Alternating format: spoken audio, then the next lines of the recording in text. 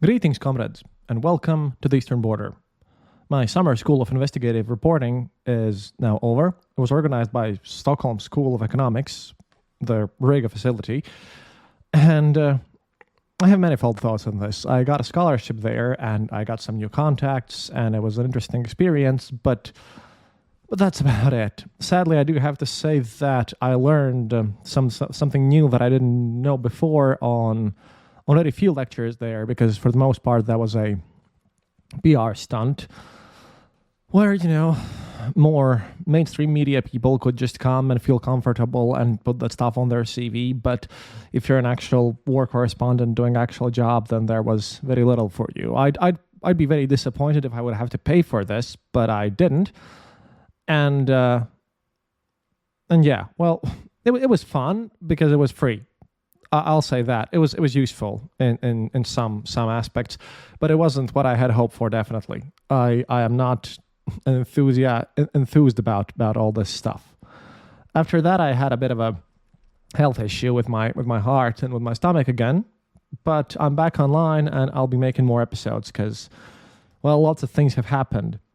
Because, well, the Kursk region, I guess, is the most important part of all the news that is just happening right now. See, for 2 weeks after the Ukrainian army's invasion of the Kursk region, officials on Moscow are over the initial shock and are now trying to spin the ongoing fighting on Russian territory as yet another new normal.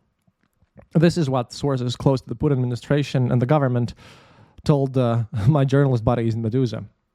All of the officials that I spoke to, and I confirmed some of their statements myself. Basically, they think that the fighting in the Kursk region could continue for several months. However, the authorities are very loath to cancel the upcoming gubernatorial elections. Everyone also says that Kremlin propagandists are priming public opinion to normalize sending conscripts. The regular ones, because Russia still uses all this conscription service to these embattled border areas. All the while, officials are weighing the pros and cons of another round of mobilization. See, when all this mess began, the Russian so-called elites were deeply shocked, which the sources close to Putin administration said. And in these 2 weeks, however, this shock has worn off and they've begun to adapt. A source close to Kremlin stated, quote, "At first it wasn't clear what forces had crossed the border and for how long. Now there's an understanding and this is always clear and easier. Ukrainian forces are far from the regional centers, but their very entry into Russian territory and seizing control of villages and small towns is a new and very unpleasant event." At this point, by the way, it's over 1,000 square kilometers, about 1,200 square kilometers going on there, because they haven't been able to plug the holes. Of course, the movement is slowing down as expected earlier, but it hasn't stopped, and they're still advancing because no one really has managed to pull the successful defense over there. And with the bridges being exploded, a bunch of elite soldiers are now caught in a pocket there, and they cannot really escape. So there's going to be a bunch of new Russian guys being taken prisoner.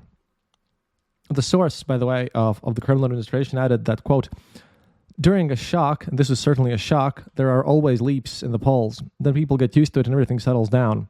This is what happened during the Prigozhin rebellion, the mobilization, and the start of the war." But he also added that if the war stopped, everyone would feel better. Now, in order for things to settle down more quickly, the Kremlin is enlisting its propagandists to try and help Russians adapt to this, as they call it, new reality. And it's always a fun thing.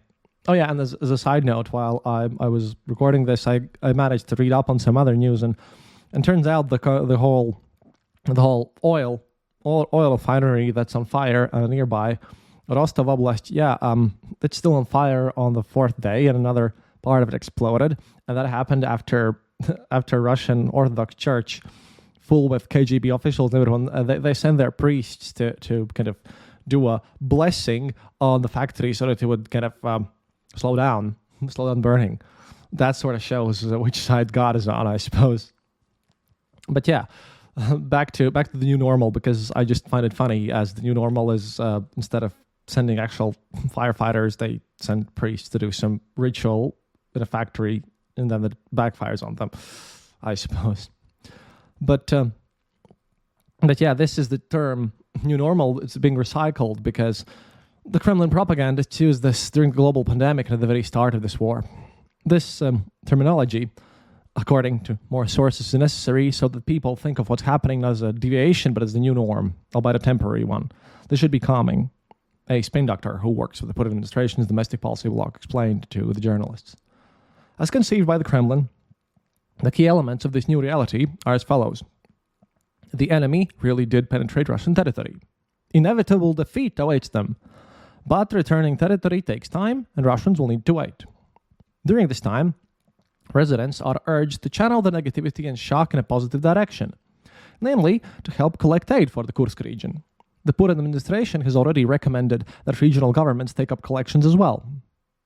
Quote, it's not, you need to collect this much money or send this many groceries. Just organize a collection and suggest people participate. In some regions, they've suggested transferring one day's earnings. This is voluntary, compulsory as usual. It's understood that if the leadership says so, public sector employees will transfer money. But in my region, everything is purely voluntary, a high-ranking regional official told my colleagues in Medusa on condition of anonymity. According to him and two officials from other regions, some state corporations have also organized similar collection drives. As for the upcoming gubernatorial elections in the Kursk region, where Alexei Smirnov is currently acting governor, early voting is set to begin on my birthday, August 28th, and the main voting day will take place in early September. Earlier, the Russian magazine Verstka reported that the authorities had debated cancelling the vote and replacing Smirnov with another hand-picked candidate. However, this wasn't corroborated by any of the sources. Quote, you never know what rumors are spreading in the region. Cancelling would increase panic. It would mean the entire region is under threat, said one source close to the Kremlin. In his words, refraining from electing a new governor could give locals the impression that the region has already been surrendered. The same source also insisted that there are no threats to voting, claiming, quote, in Donbass, elections and referendums took place in conditions of war and nothing happened. That said, as Versk also reported, the municipal elections in the region are actually cancelled at this point. And the source who spoke with the media claimed that this is just a targeted cancellation. It's not scary. But some things are scary and some things that I like to talk about. For starters, the scariest part of all this mess is what I also focused in and doing my research and while I was in this summer school was the fact that Russia, despite the international sanctions and with this war and everything, it continues to purchase and import expensive microchips used for both missile and drone navigation and in facial recognition programs or internet content filtering. And I'm talking about the so-called programmable logic integrated circuits. I'm pretty sure that Sean from Advent of Computing podcast would tell more, but this is how I read them being named. And they're produced mainly by American companies Intel, the Altera brand, and AMD, Xilinx brand. I hope I pronounced it correctly. The Insider publication writes in its investigation that manufacturers often ignore the restrictions stipulated by the embargo. Back in 2020, the United States Department of Commerce tightened controls on the export of these chips, FPGA things, to Russia, China, and Venezuela. The microchips were classified as dual-use goods.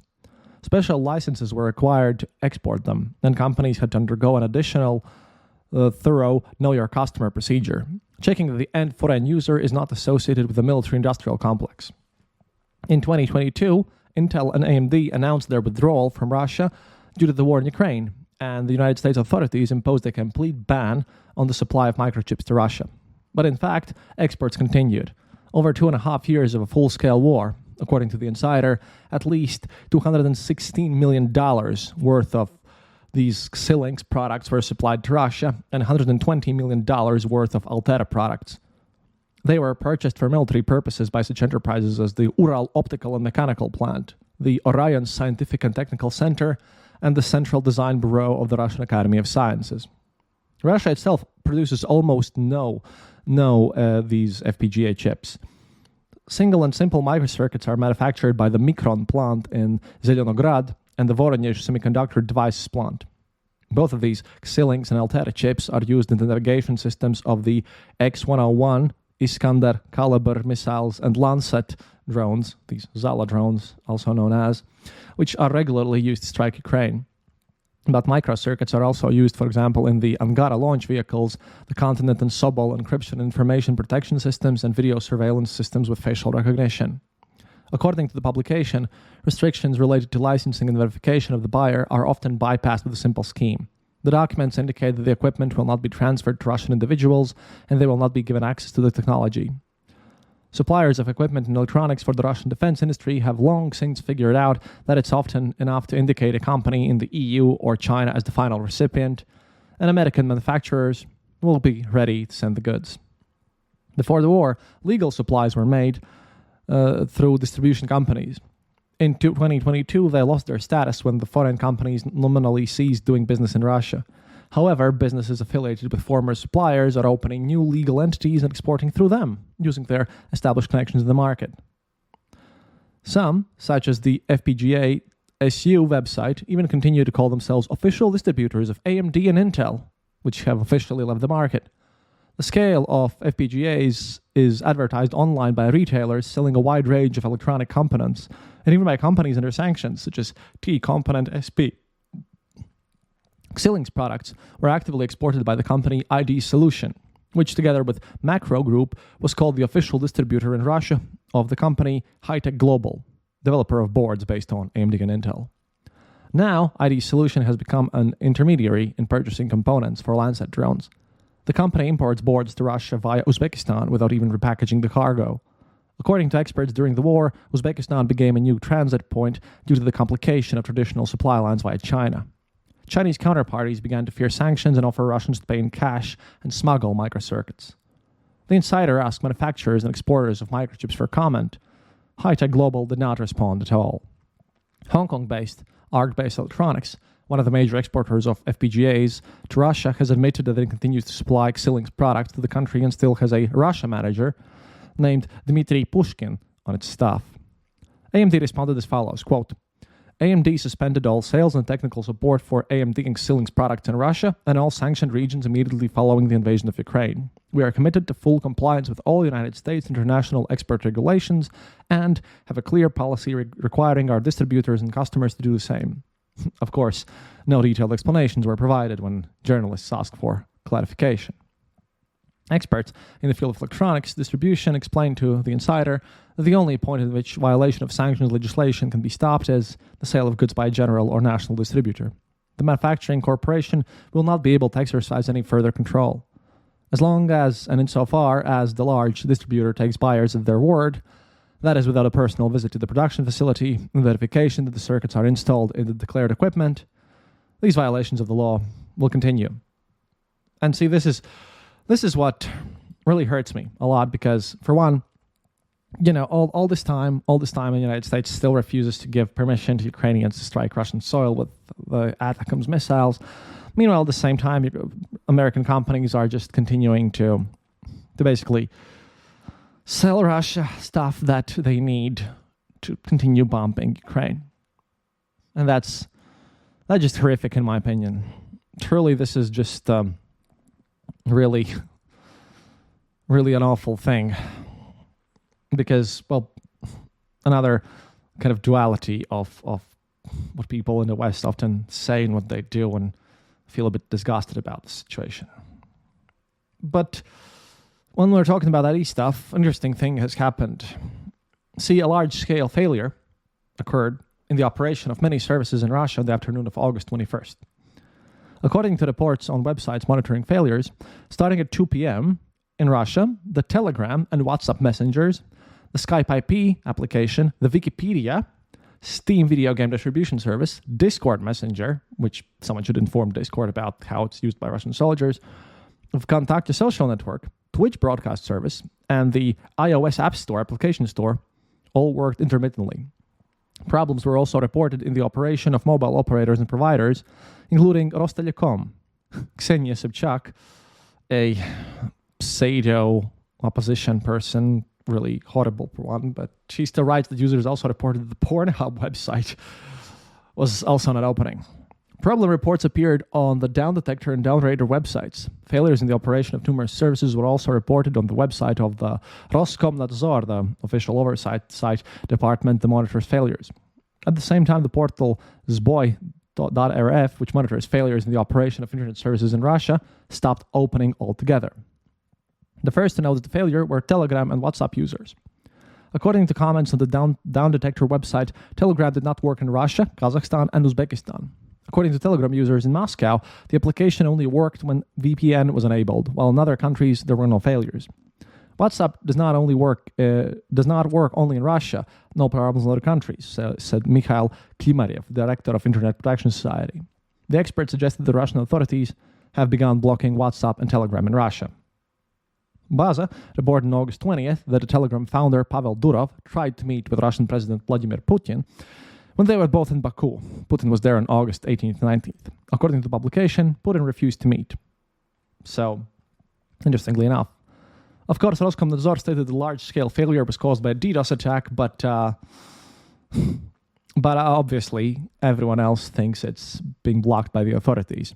And it's interesting because they still sort of work in Ukrainian territory because the law of Kartopolov is still being enforced, the so-called gadget law. So it's all of a mess because Russia is now doing the thing which we kind of spoke about again with advanced computing by just trying to block down everything going on online over there, including just blocking everything that could possibly function more or less like it does in civilized countries. Pretty strange, really. But we'll be back with some stuff that, of course, the Z channels write about all this mess and everything.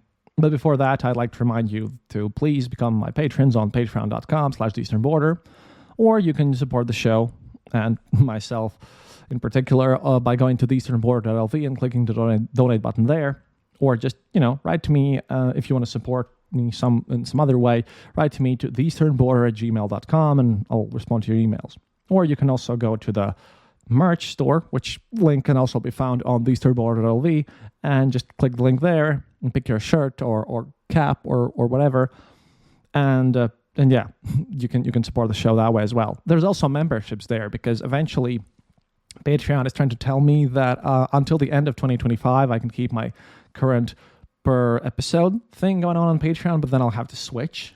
Sadly, switching over will mean losing all of my patrons instantly, which is going to be a pretty hard hit. So I'll be trying to just move you guys over to the other site, the Fourth Wall one, which is my merch store, because they have monthly things going on too.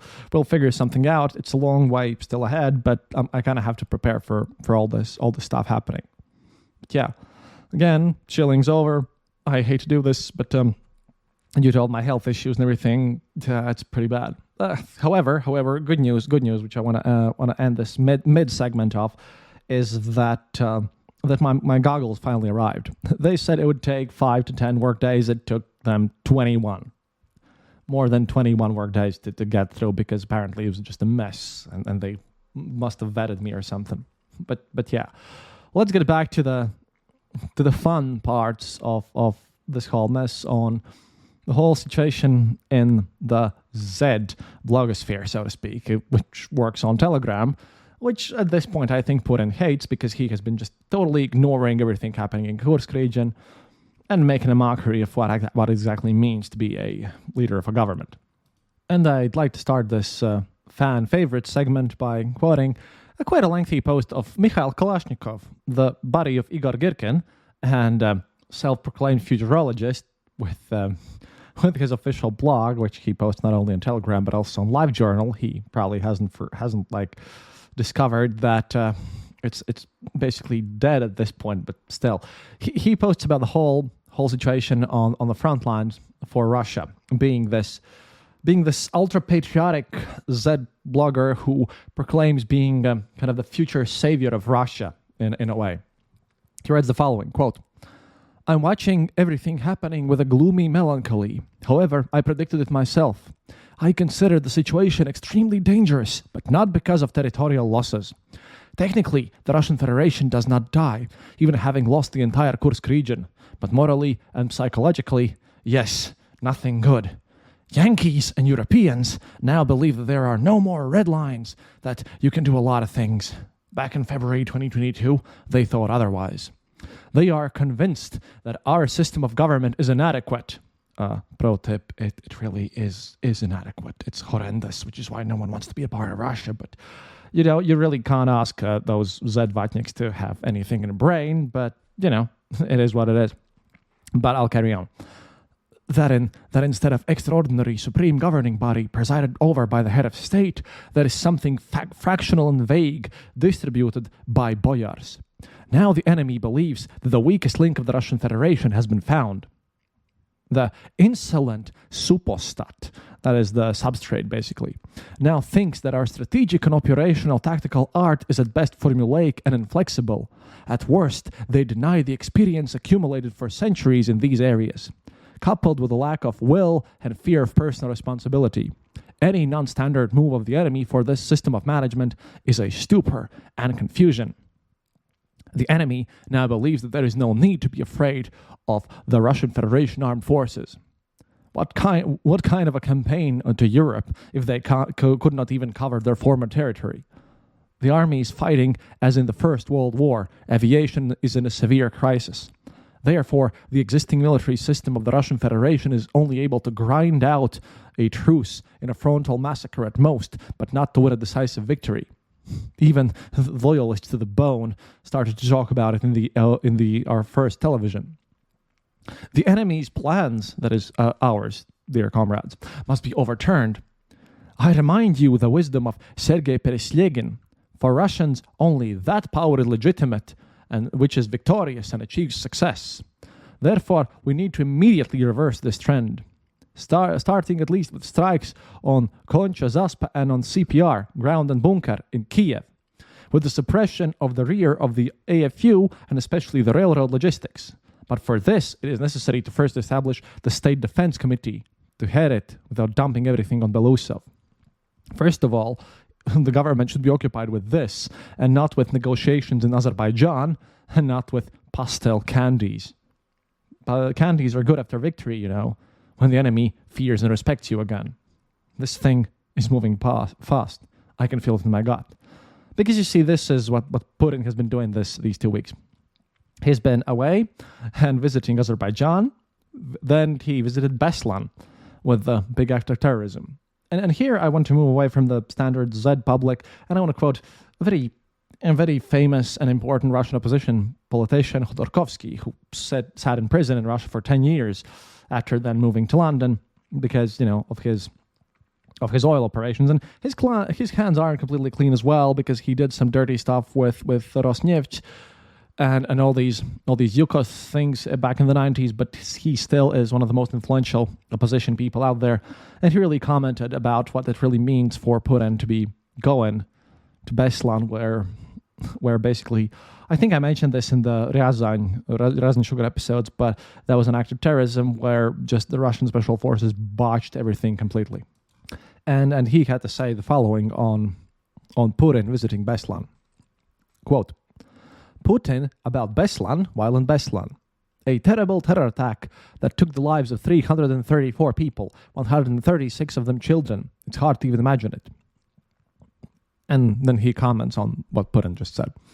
It is equally hard to imagine that the authorities underestimated the number of hostages all 3 days of the terrorist attack. Peskov personally supervised this criminal lie, and the real number of hostages, more than 1,000, was eventually reduced to 354 in the mouths of propagandists. Even smaller numbers were heard in the first hours. Putin, by the way, underestimated the number of children. The terrorist attack in Beslan led to 186 children's deaths. It is also hard to imagine that the authorities fired flamethrowers, grenade launchers, and tanks at the school with child hostages, which, by the way, they legit did, because Putin's regime hasn't been nice since the very start. In addition, it is unthinkable to imagine, but necessary, the destruction by the Russian authorities of the evidence that former State Deputy Yuri Savelyev described. He's a ballistic mathematician and the author of a monograph of the physics of combustion and explosions. Savelyev wrote an alternative report on the Beslan events. And here, Khodorkovsky quotes Novaya Gazeta, the newspaper, of the 1st of September 2014. The classrooms and workshops of the southern wing of the school, which are intact in Belyakov's photos after the assault and another photos taken through the huge windows of the gymnasium floor from the other courtyard, late at night were destroyed by the shots from RPOs, fired by one MM Kozlov, and then by shrapnel fugitive tank shells, and then were blown up by an overhead charge. All night and morning, the mountain of debris in the presence of the Minister of Emergency Situations, at that point Shoigu, by the way, who arrived, was taken to the dump. Later, Beslan residents found fragments of human bodies and hostages' belongings at the dump, which they told the court about. Yeah, Russian government just blasted stuff. Indiscriminately, and Putin just visited Beslan, where his government ordered to just kill everyone who had taken these hostages, as he normally does, to prevent them speaking about Putin's own involvement in these events. Khodorkovsky concludes this whole message with, all people should understand, the Kremlin is occupied by bandits. They have killed and will continue to kill. They have concealed their crimes and will continue to conceal them. And so it will continue until the Russians decide that enough is enough. And that is very true. Here I agree with Khodorkovsky on this matter because I've always stated this, that Putin is a criminal and he needs not only to go to Hague, he just needs to be prosecuted properly and go through a proper process. I wouldn't be too sad if he just dies, but I'd really would like to go and for him to face proper bureaucracy. But now onto the more stuff that I suppose you, dear listeners, are more familiar with. See, the Ministry of Defense of Russia, with their own group, well, they cheerfully report that the Russian troops on the ground have everything and that the Ukrainian tanks are destroyed by the dozens every day. However, everyone who is even close to the front on the Russian side, the Z authors, they do not agree with these reports. I don't know why. Really, very surprised. Zvezda News write, quote, quoting this official governmental position of Russian Ministry of Defense, quote, the Kursk region has been supplied with the requested number of anti-tank rifles, UAVs, small-sized power plants, and REB equipment, the Defense Control Center reports. Problematic issues regarding the delivery of drones, generators, quadricycles, sites, and thermal imagers to the Belgorod region have also been resolved. So everything's fine on the front. However, there are some issues with this. Romanov Light comments, as it turns out, the site has everything. Drones, detectors, REBs, everything's available. It's not like the Defense Ministry is going to lie about it. In a very sarcastic quote. Then there's more comments on this quote. Contrary to statements about saturation of Russian forces in Kursk region with REB, means the enemy continues to strike with FPV drones, and the density of their use is quite high, despite various statements that there are practically no FPV drones there. It would be foolish to believe that the Ukrainians, having an advantage in the drones on the front, do not use their capabilities on the Kursk direction, or to believe that their capabilities are completely blocked. Then there are some more interesting comments, because Rosgvardeyets writes, quote, Russian Defense Ministry has stated that the Ukrainian armed forces have lost more than 4,130 servicemen and 58 tanks during the fighting on the Kursk direction. It turns out that for a little over a week of fighting an enemy, a whole tank battalion was destroyed. Where did they get it? I wonder who's responsible for the reports in the Defense Ministry. Is there any confirmation? We seem to be talking about the truth. The report should be truthful. But in the end, what exactly happened? All in all, the Z channels are getting more and more desperate by the day. The whole Z space continues to discuss possible defeat, and again demands the Russian society to mobilize immediately. It makes sense to pay attention to these calls, if only because their number is very convincing. Russians do not want to mobilize, despite all the countless appeals, pleas, and threats by all these pro-war authors. And we have weird things happening with all this mess. Mobilization should be universal, not just popular. Universal means all mass media, all culture, all education, all power, all oligarchs, and then all the people together with the rest. What to say about them? I would like the generals to mobilize already and not to continue to command and live as before. And it's strange to appeal to the people when the pavilions of the first channel, there are seats of the traitor Urgan's program ready to start.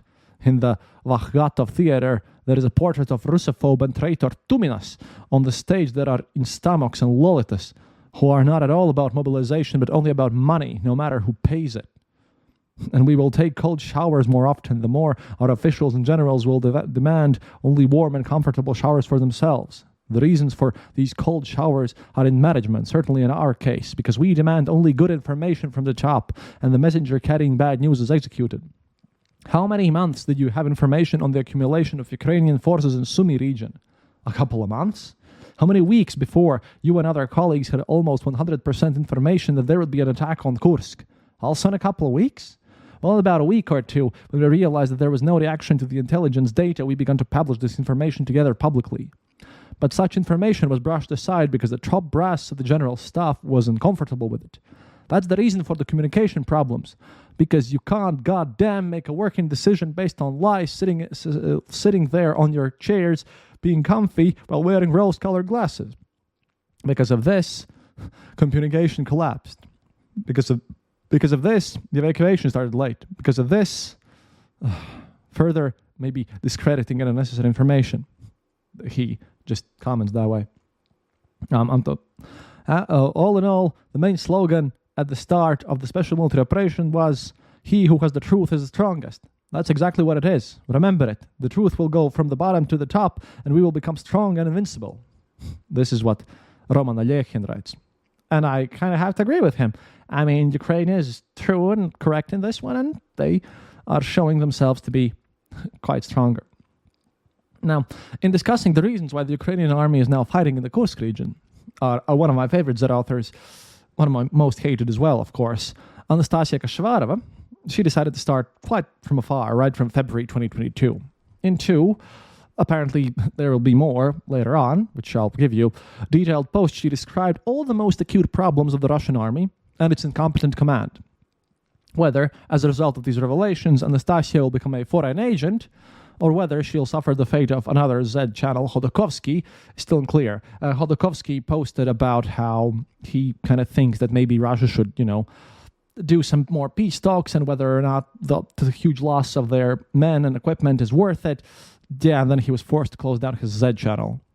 Boo-hoo. Very sad. But so, no one really knows.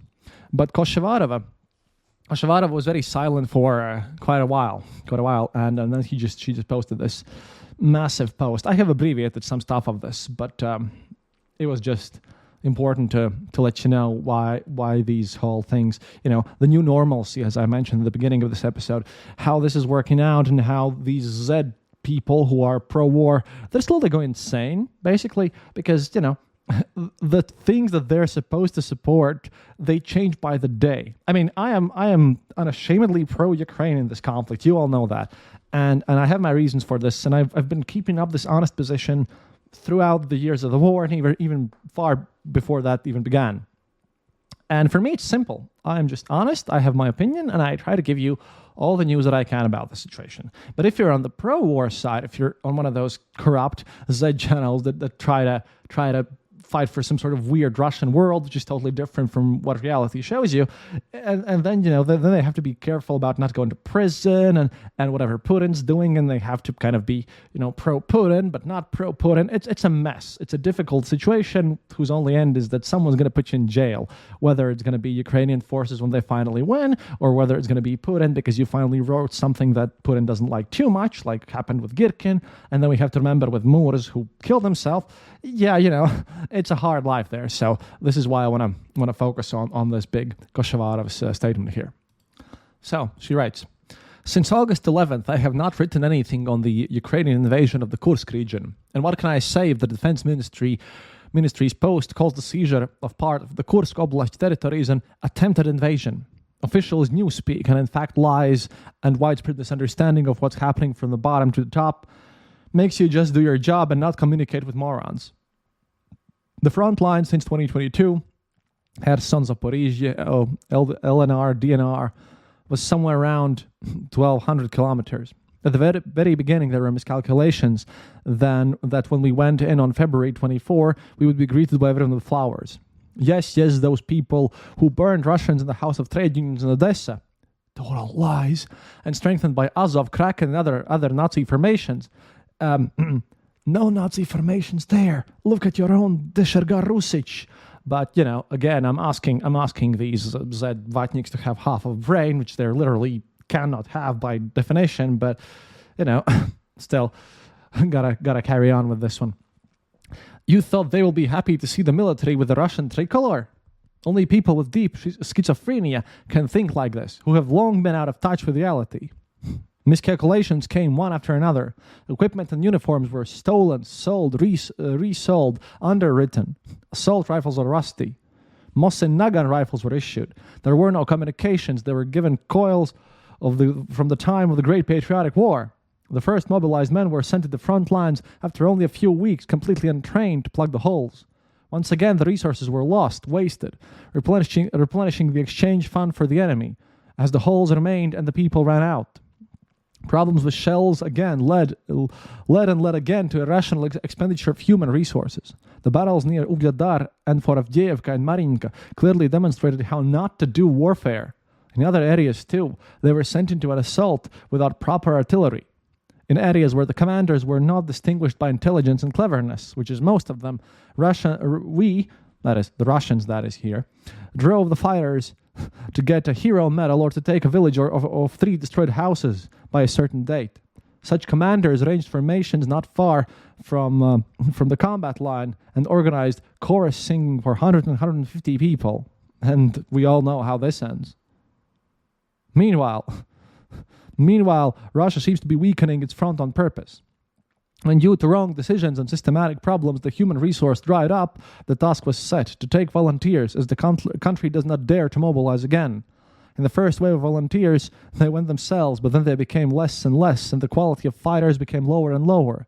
But the recruitment plan was, and still is. When there was a decline in those who went on a volunteer contract, they began to agitate or force the mobilized to switch to a contract basis, and thus reported in the replenishment of contractors, although in fact there was no increase in the number of people. Through Wagner's recruitment structure, they tried to increase the number of fighters, but some recruiters began to simply trade people, cooperating with military committees and local administrations. And good fighters with specialties such as artilleryman, grenade launcher operator, signalman, tanker, and so on fell into the hands of butchers and were sent immediately to the assault squads. So we lost a lot of qualified military personnel. And what now? Now we see that they're raising payments for volunteers. I, that is Koshevarova, am not in favor of this. First, it creates discord between mobilized and contracted guys, especially their families. Why some people get paid more and we get paid less. And those who went to war earlier also resent it. Many people are not in a hurry to go. They are now waiting for the even more increase in payments. The main part does not want to go because of the systemic problems about which I, Koshevarova, keep saying. And all of these are not solved, or are solved only in manual mode individually. And that's how it is. I mean, I think she's really desperate because she really, really supports Russia here, but the stuff that she talks about, all the problems that are happening in Russia, yeah, that whole thing is very true. This is the real state of the Russian army, which is why they continue to lose and will continue to lose despite their numerical superiority. They are just, total failures in every possible level. It's just super weird. And finally, I want to end this episode with a thing from Andrei Medvedev. He's an employee of the state government, of state media. He's a propagandist and prominent Z author. And he asks a question that, by the way, has long interested me as well. Because really, this is just a bit crazy about, and this question really matters to me because you'll understand what I'm talking about. Why does the Western press write daily about the plight of the Ukrainian army, when in fact the Ukrainian army is fighting quite successfully and has no plans to be defeated anytime soon? And this is really for those who follow the war over here in Eastern Europe, kind of an eternal question, to be honest. Like, I read Russian pro-war authors who are praying that the army, worn out in battles for some random hut in the middle of nowhere, will not be sent to take Kharkiv. And at the same time, The Economist publishes a text that says that the city will be taken literally tomorrow. Or The Guardian's latest statement that Russia has enough personnel and equipment to fight on both fronts. So where is Russia hiding this personnel? I don't know, and so nobody else who watches the war here in the region that has been there, like, we just don't get it, where they get these numbers. I think they're pulled out somewhere. And like, for the second month, Z authors have been howling that there are no men, and either there needs to be mobilization, or they have to send these conscripts in. So this is just insane for me, and I just don't get it. But this Z author, this Z Vatnik, he actually has an answer. Apparently, quote, the Western press is simply working as part of a campaign to disinform the Russian military and political command. Now, I would be very happy if this were true, but I just think they're mostly incompetent, and I try not to be, because honestly speaking, yeah, this has bothered me a lot. But here's what he says about this whole situation, and, you'll be the judge of this matter, and, of course, send me comments about what do you think of this matter. Quote, the press reports that the AFU has absolutely no forces to develop an offensive in the Kursk region, that the Ukrainian military has suffered heavy losses and is also dissatisfied with their politicians. And the worst thing is that in Russia, they seriously watch, read, quote, take seriously and make some solid conclusions about the current situation, analyze on the basis of these publications, and even try to plan something. We don't think that the media in the West is just newspapers and television, do we? We understand that they are battalions, brigades, and regiments of the informational warfare. Or do we not realize that they are battalions, brigades, and regiments of informational warfare? Or do we not realize that they are just newspapers and television? Apparently, we do not understand. However, now we are witnessing a massive informational psychological operation on the Western media. The operation has several goals: to convince Moscow that the West, and he explains here that it's NATO, politicians, and intelligence agencies, is not involved in the attack on the Kursk region. Yeah, they're not, because Zelensky hid everything from everyone because he's no longer trusting, and he's not stupid, but fine. I mean, again, I have to remind myself that these are Vatniks that we're talking about here, and they have no brain cells, but still. Carrying on. To convince that Kiev will not receive new aid packages. To convince Moscow of the weakness of the armed forces of Ukraine, which attacked the Kursk region, and now does not know what to do next. Reality contradicts all these publications completely. To which, by the way, I have to agree with this Z author, because really, what's going on in reality and what the Western media is mostly writing about this stuff does not totally work together at all. I have no idea where they're getting their data. But carrying on from this Vatnik guy. Now, solid Western publications are just trying to form a false picture of what is happening for our very managers. This is just a cover for new supplies of equipment, and most importantly, it is a cover before the preparation of the second strike, where there will be heavy equipment and F-16s. The AFU has reserves, but they have not been brought into battle. Why? Where are they? Does anyone really believe that Ukraine will be dragged into negotiations after the United States elections? That the West is ready to talk to Russia? And then he actually writes a sentence in English. Oh my God. They normally don't do that at all. But he writes the following, and this is the direct quote. I did not translate this. He wrote this in English. It sounds fucked up and crap. That is a grammatically wrong sentence, but, which is why, I didn't translate or fix it, because Vatnik might have some good ideas, possibly, but from wrong perspectives, and he's worried about what we're all worried, but this is a bit weird. Why would he even post this in English? Okay, whatever. But to finalize this, we should stop acting like a person who always wants to win at a thimble, believing that there is a ball somewhere. Yeah, you want to believe in the good, but you don't want to believe in the bad. And when you're 5 years old and watching cartoons, it's fine. But when you are 50 and more, or even more, and you make decisions of great importance, you have to believe in the realities of the day. Watch a CNN report full of joy and optimism from the occupied areas of the Kursk region and conclude, is Washington really not happy with Kiev? And, like I said, in this one case, I really would like Mr. Medvedev to be through. But yeah, that's it for today. I'm back. Please support the show. До свидания, товарищ. And as always, remember, happiness is mandatory.